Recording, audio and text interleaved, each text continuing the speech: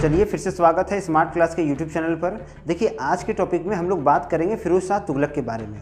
देखिए फिरोज शाह तुगलक का जन्म 1309 ईस्वी को होता है और इन्होंने 1351 से लेकर के 1388 के बीच में अपना शासन तंत्र को चलाया था। इन्होंने मोहम्मद बिन तुगलक की मृत्यु के पश्चात तुगलक साम्राज्य को संभाला था और ये मोहम्मद बिन तुगलक के चचेरे भाई थे। इनके पिता का नाम रजबा था और इनकी माँ का नाम नैला था और इनकी माँ जो थी वो गुर्जर वंश से बिलोंग करती थी।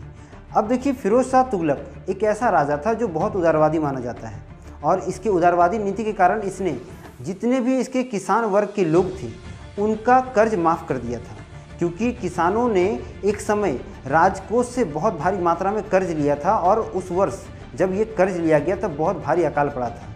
तो इस कर्ज को माफ़ करने का काम जो था वो फिरोज शाह तुगलक ने किया था। फिरोज शाह तुगलक ने 23 मार्च 1351 को थट्टा नामक स्थान पर अपना राज्याभिषेक करवाया और तुगलक साम्राज्य का सम्राट बना। इसके बाद 1351 में वापस इसने अगस्त के महीने में दिल्ली में अपना दोबारा राज्याभिषेक करवाया और इसके बाद ये पूर्ण रूप से तुगलक साम्राज्य का पहला राजा बन गया जो पहली बार एक ऐसे साम्राज्य की स्थापना करना चाहता था जहां पर जनता के पक्ष में राजा हर प्रकार के काम कर रहा था। उदाहरण के लिए इसने 24 प्रकार के टैक्स में प्रतिबंध लगा दिया था और मुख्य रूप से 4 प्रकार के टैक्स को ही इसने अपने शासनकाल में जारी रखा था। देखिए इन्होंने मुख्य रूप से 4 प्रकार के टैक्स को जारी किया था। ये 4 टैक्स थे खराज, खुम्स, जजिया और जकात। खराज एक ऐसा टैक्स होता था जो लगान के रूप में दिया जाता था राजा को। दूसरा खुम्स एक ऐसा टैक्स होता था जो राजा या उसके सेनापति जब भी कहीं युद्ध करते थे तो वहाँ से जो भी चीज़ लूटपाट करके लाया जाता था उनका कुछ हिस्सा राजा अपने राजकोष में रख लेता था, इसे खुम्स कहते थे। उसी तरह जजिया जो था ये गैर मुस्लिम लोगों के तीर्थयात्रा में लिया जाने वाला कर था, तथा जकात जो था ये उच्च वर्ग के मुसलमानों से लिया जाने वाला एक टैक्स होता था। और ये 2 टैक्स जिसमें जजिया और जकात जो था उन्हीं वर्गों के लोगों से लिया जाता था जो सक्षम होते थे इस प्रकार के टैक्स को देने के लिए। अन्यथा जो लोग बहुत गरीब होते थे या जिनके पास आर्थिक परेशानी होती थी उनसे इस प्रकार का टैक्स नहीं लिया जाता था। कहा जाता है कि उलेमाओं के आदेश पर फिरोज शाह तुगलक ने एक नया टैक्स की पद्धति को शुरू किया जिसका नाम हक ए सर्ब रखा गया। इस टैक्स के तहत राजा 2 तरह के लोगों से या 2 वर्गों के लोगों से अलग अलग टैक्स लेता था। जहां उच्च वर्ग या अमीर वर्ग से 1/5 भाग टैक्स लिया जाता था, वहीं गरीब वर्ग या कृषि क्षेत्र से जुड़े लोगों से 1/3 भाग टैक्स वसूला जाता था। फिरोज शाह तुगलक के समय में यमुना नदी के किनारे फिरोजाबाद नामक नगर की स्थापना की गई और इस नगर का जो कुल दूरी था ये 96 किलोमीटर तक फैला था। इस नगर से ही उन्होंने कई सारे व्यापार किए और यह भी माना जाता है कि यमुना नदी के तट पर इन्होंने लगभग 300 नए नगर की स्थापना की थी, जिनमें हिसार, फिरोजाबाद, फतेहाबाद, जौनपुर जैसे कई बड़े बड़े नगर आते थे। देखिए मोहम्मद बिन तुगलक के मृत्यु के बाद उनके नाम का एक बोल सकते हैं नगर की स्थापना फिरोज शाह तुगलक ने करवाई था और इस नगर का नाम जौनपुर था जो फखरुद्दीन जौना या बोल सकते हैं कि जौन खां के नाम से प्रदर्शित किया गया है। और इसी तरह से मोहम्मद बिन तुगलक की याद में उन्होंने इस नगर की स्थापना की थी। इन्होंने मुस्लिम वर्ग के विधवा महिलाओं और अनाथ बच्चों के लिए यतीम खानाएँ बनाई थी जिसका नाम इन्होंने दीवान ए खैरात रखा था।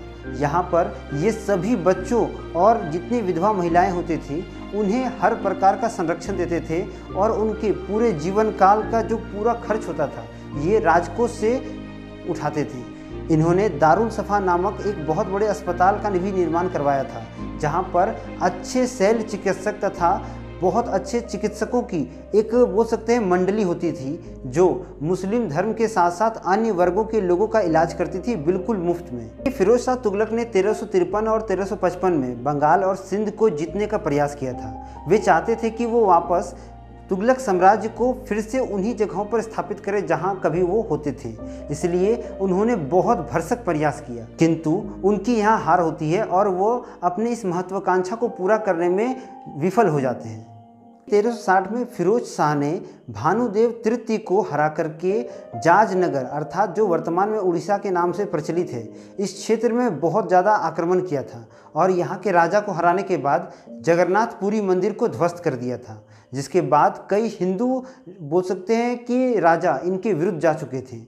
फिरोज शाह तुगलक जो था वो 1361 में जाम्बावियों को अपने अधीन करने का प्रयास करता है, इसलिए उसने नगरकोट पर हमला किया और यहाँ पर उसे बहुत भारी सफलता मिली, जिसमें उन्होंने जाम्बावियों को अपने अधीन किया और एक वार्षिक लगान के तहत उन्हें मुक्त किया या बोल सकते हैं उन्हें अपने अधीन अपने साम्राज्य में रखा। इसी होड़ में उसने विजयनगर, बहमनी और मुद्रा नामक क्षेत्रों को जीतने का प्रयास किया था, लेकिन इन नगरों का जो शक्तिशाली प्रदर्शन था और जो सैन्य ताकत थी वो बहुत ज़्यादा थी फिरोज शाह तुगलक की सेना से, इसलिए ये उसकी महत्वाकांक्षा थी और इस महत्वाकांक्षा को वो कभी पूरा नहीं कर पाते हैं। इसी के तहत उन्होंने कभी भी विजयनगर साम्राज्य, बहमनी साम्राज्य को जीतने का प्रयास भी नहीं किया था।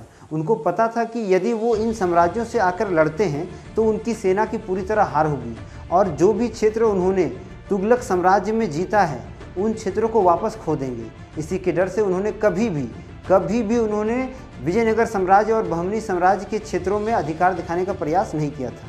फिरोज शाह तुगलक के शासन के समय दासों की संख्या लगभग 1,80,000 थी और इन्होंने दासों को प्रांतों और केंद्र में बांट दिया था।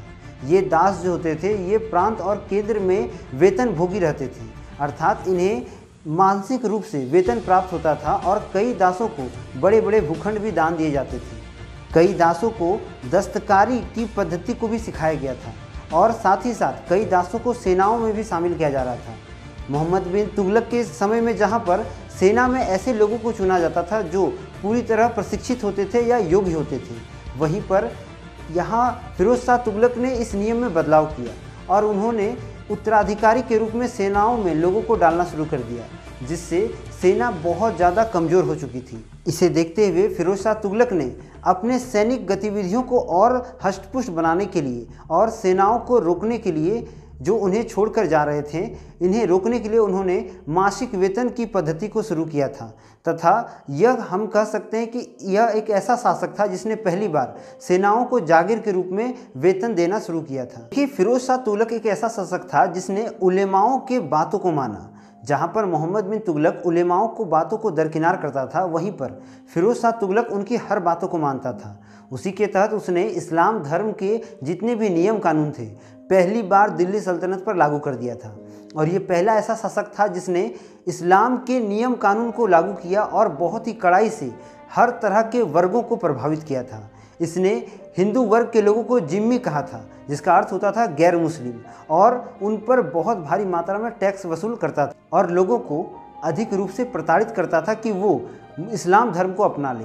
लेकिन बहुत सारे हिंदू वर्ग जो थे वो इनकी बातों को नकारते थे, जिसमें ब्राह्मण वर्ग के लोग अधिक होते थे।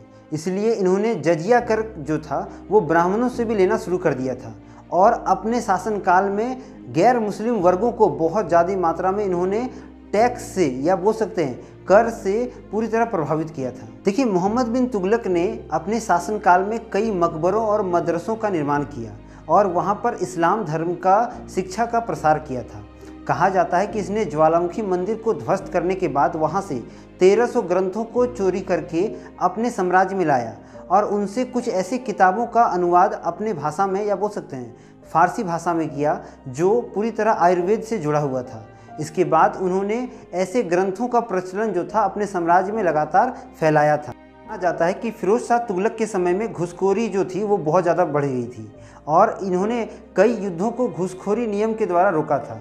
अर्थात जब भी कोई बाहर के राजा इनके साथ युद्ध करने आते थे तो ये उन्हें भारी मात्रा में धन दे करके वापस लौटा देते थे। इनका जो वार्षिक आय था ये लगभग 6 करोड़ 75 लाख टका था और इसके द्वारा ये बहुत भारी मात्रा में अपने राजकोष के आर्थिक स्थिति को मजबूत कर चुके थे। जिस तरह से ये टैक्स वसूलते थे, किसानों पर लगातार दबाव डाल करके जबरन उनसे टैक्स वसूल करके अपने राजकोष को ये लगातार भर रहे थे और इसी के बल पर इन्होंने कई युद्धों को भी रोका था।